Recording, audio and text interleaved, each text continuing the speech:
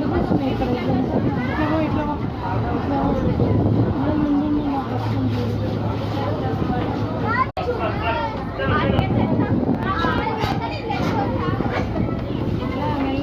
జాగ్రత్త ఎందుకు వస్తున్నాయి ఇక్కడ ఇట్లా